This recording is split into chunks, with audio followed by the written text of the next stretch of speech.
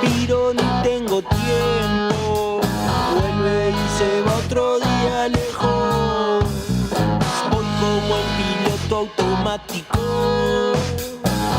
El pulso apenas siento.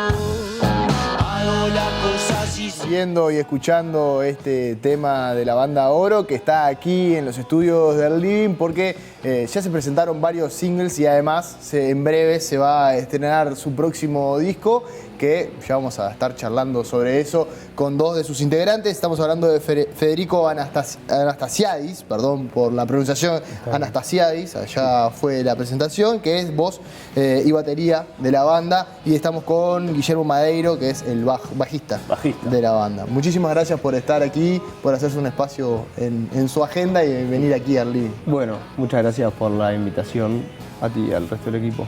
Es un placer para nosotros recibirlo y hablar un poquito de música, hablar un poco de estas canciones que hacen, que yo hoy les preguntaba porque hablábamos con Cristel Latequi, que es una especialista en la materia. Cruzamos recién por acá en los exactamente, anda por arriba. Y me decía, es blues, pero es blues pesado. Y yo les pregunto, ¿cómo lo definirían al género?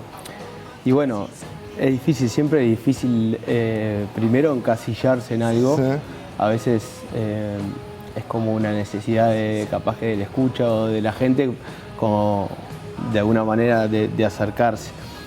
Sí, la música del blues nos atraviesa a nosotros, a Santiago, que ahora no está acá, atraviesa la banda y su historia. Y en un momento nos sentíamos identificados con eso del blues pesado como a nivel musical, pero también como a nivel conceptual, así, o como algo filosófico, digamos. Creo que han pasado tantos años desde que empezamos a tocar hasta hoy, casi 17. Entonces eso... Este 2023 son 17 años, 17 ¿no? años, es un montón. Imagínate los cambios en la vida de cada uno, los cambios, no en formación de la banda, porque seguimos siendo las mismas 3 personas, pero sí en la forma de laburar, en la forma de hacer las cosas que hacen a la banda, y en la forma de componer y de hacer la música. Entonces ha ido cambiando. Eso está y es parte de nuestro gen, pero el abanico se ha ido enriqueciendo y se ha ido ampliando también con otras cosas, siempre dentro de el rock, como por decir algo más amplio, porque también la formación de la banda, que es un trío clásico de guitarra, bajo y batería, es como que naturalmente te perfila hacia una música rockera, digamos. Pero se ha ido enriqueciendo, teniendo el blues como algo que está en el ADN de la banda, pero que se ha ido ampliando hacia otras cosas más experimentales o yo qué sé, más... con otras características. Con otras características que capaz que es difícil de encasillar en algo así, tan como acotado.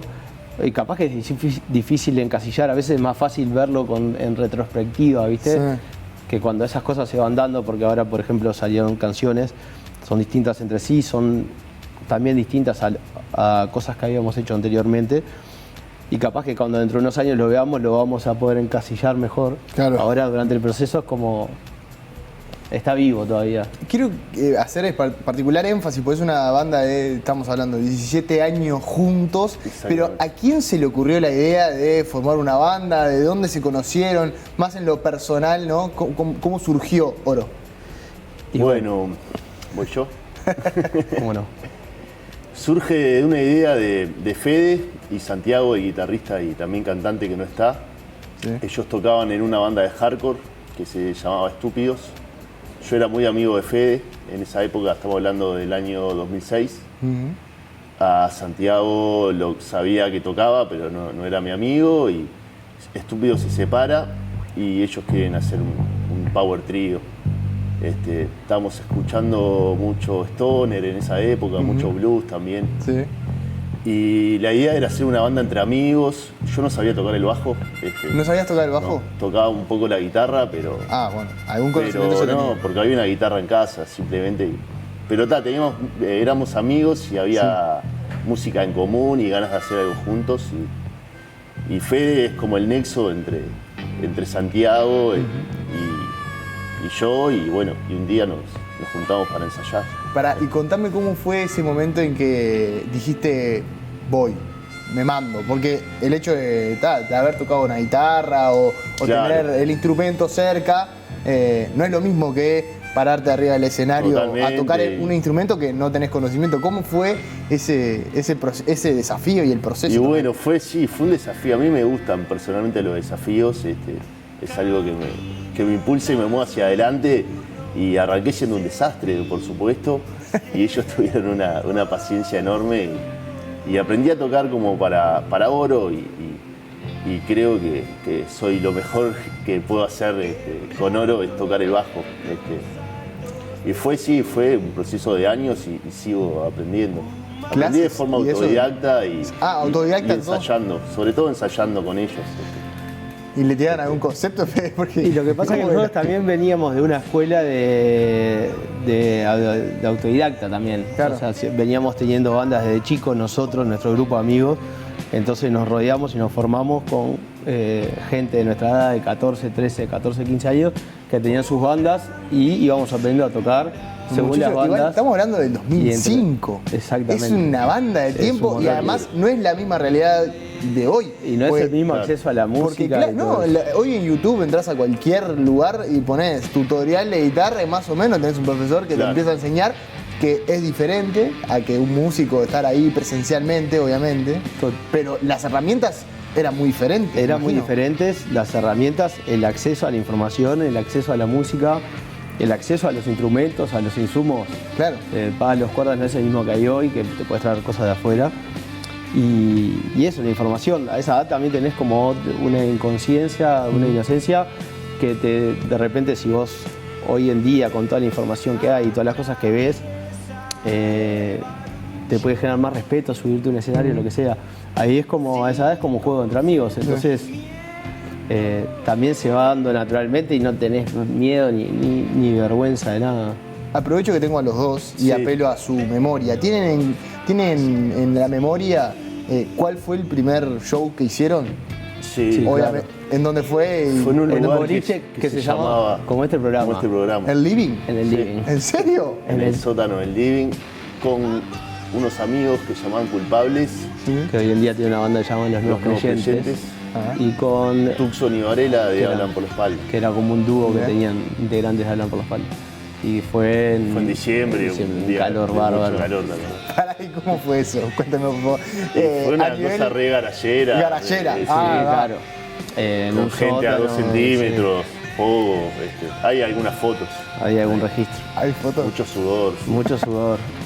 Y Pero fue Nada, unos niños. imagino que ese es el primer choque con el público también, ¿no? Es una Para mí experiencia, sí, es una experiencia para ellos maravillosa. no, en realidad. nosotros Para ya Fede y veníamos- claro, Santiago, ya ya venían. veníamos estaban tocando andando. como hace 4 años. Y había como en esa época, supongo que ahora también, pero seguro que ahora también, pertenecíamos como a un grupo de bandas que no nos englobamos ni en un colectivo nada, pero era como una pequeña escena de bandas afines o musical o personalmente. Entonces había como un público que se movía en torno a esas bandas previo a las redes sociales, todo.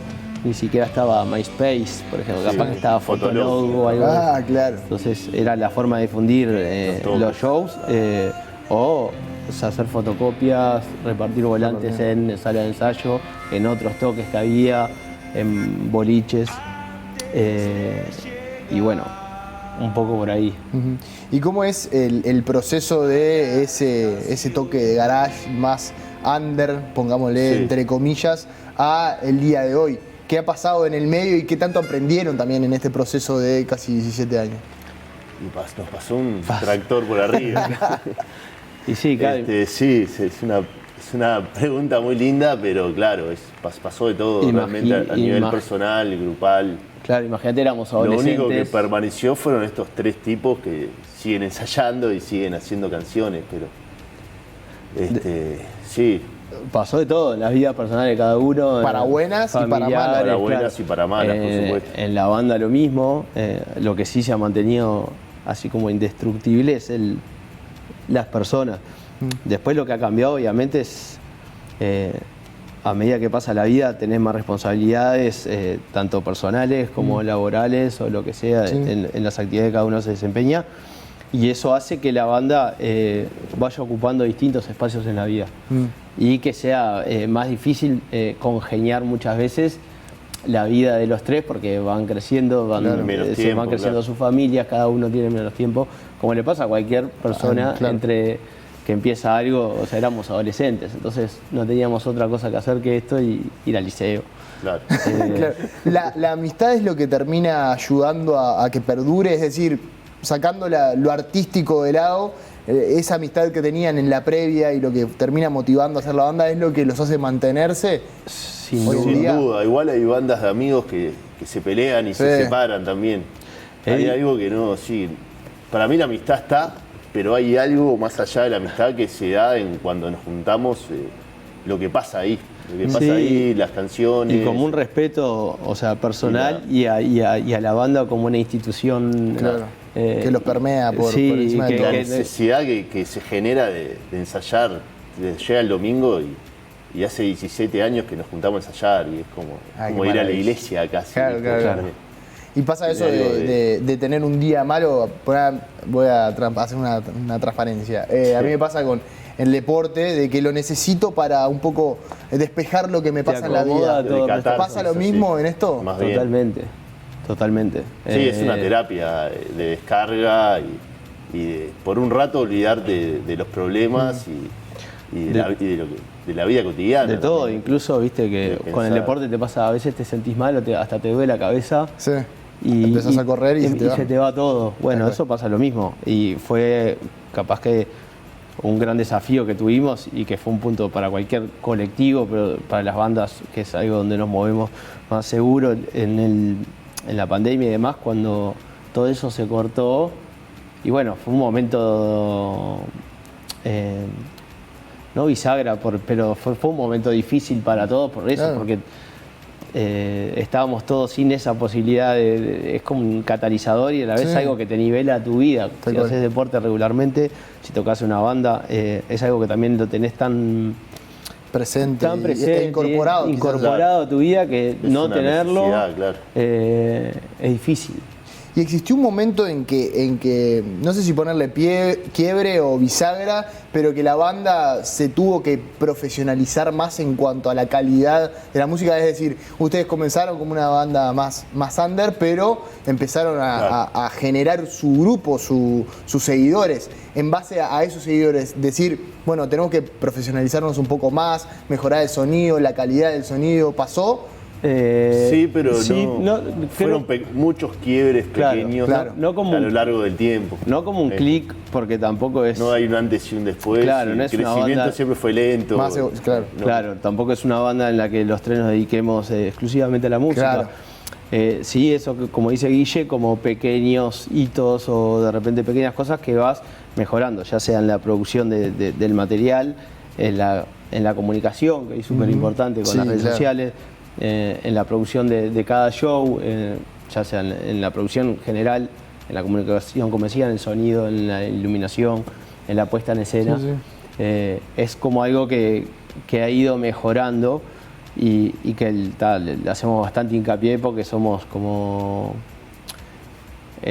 exigentes en un buen sentido en eso, y porque también vas creciendo y esto lo hacemos porque nos divierte también, pero es como a medida que te vas poniendo viejo de alguna manera y no sé, hoy hacías la analogía con el deporte, ya no, antes podías salir a correr con los campeones sin suela, ahora ya no, de repente. Entonces son como pequeñas cosas que se fueron dando, no así un clic puntual. Perfecto, clarísimo. Y con respecto a lo que se viene, al nuevo disco, ¿se apuntó a algún lugar en particular? ¿Por dónde fue? ¿Por dónde va? Bueno, es un conjunto de canciones que fuimos haciendo a lo largo de 2 años. Hay unas muy viejas, unas más nuevas. Algunas hemos tocado en vivo, otras no. No es un disco conceptual, pero se respira como una atmósfera que lo atraviesa, que no fue algo pensado, sino que se fue dando. Y tiene algo de eso de que a veces parece que estuviera muy pensado cómo está armado y todo, pero no sé, fueron encajando un poco las piezas, y hay como otra preocupación por por los sonidos, por las atmósferas, por cómo nos animamos a otras cosas que antes capaz que éramos más ortodoxos y no nos animábamos. Total, o cosas... Las letras también. Ha habido una evolución en los últimos años de la banda a nivel de letras y a nivel de sonido. Antes la banda tenía como un sonido súper compacto y todos íbamos juntos hacia un mismo lugar. Desde hace un tiempo hay como explícitamente la intención de generar otras dinámicas, de generar como otras atmósferas en la música y que no sea un único bloque. Hay momentos para que sea un único bloque y hay momentos para que pasen otras cosas. Eso naturalmente se dio así desde la composición,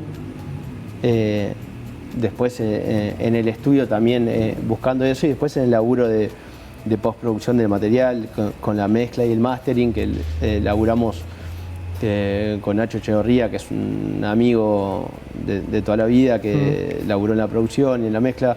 Entonces hubo bastante cabeza en eso de generar como climas y atmósferas con más aire y que no sea tan un bloque. Claro. De repente dejar el sonido de bloque de 3 para momentos precisos, pero dar un poco de aire, un poco más de aire en general. Esa fue como, no fue como una premisa inicial, pero fue algo que naturalmente se fue dando y como dice Guille, cuando llegamos a tener todo el material nos dimos cuenta que era algo que atravesaba a todo el que disco. se dio de forma orgánica, ¿no? Totalmente. De esa forma. Los cigarros de mi padre fue el último single que presentaron antes de cerrar el 2022. ¿Por qué el nombre? Bueno, la canción hace referencia a un sueño en el que veía a mi viejo fumando y me reencontraba con él. Y esa imagen, o sea, al principio no tenía título y después salió. ¿Primero salió la letra? No, la letra ya estaba. ¿Viste? La letra, muchas veces el pasa tema, que el nombre no tenía fue lo canción. último. las canciones tienen un nombre provisorio con el que se identifican Claro. circunstancialmente. Claro. Y bueno, la letra hacía mención a ese encuentro. Y bueno, y ahí surge el nombre, es como en base a un sueño, es una cosa medio onírica. Nos estamos quedando sin tiempo, cortita. ¿Tienen saben cómo lo van a presentar el disco? ¿Tienen alguna idea o eso está en proceso? Bueno, todavía no tenemos la fecha definida, el disco va a salir entre marzo y abril, o sea, el disco ya está terminado. Sí. Estamos tratando de ajustar algunos detalles con Little Butterfly Records, que es el sello con el que laburamos. Y bueno, la idea es entre marzo y abril sacarlo. Vamos a ir a Argentina, que vamos seguido en marzo. Y bueno, para el primer semestre seguramente va a estar la presentación en vivo también del disco. Así que... Federico, Guillermo, muchísimas gracias por estos minutos.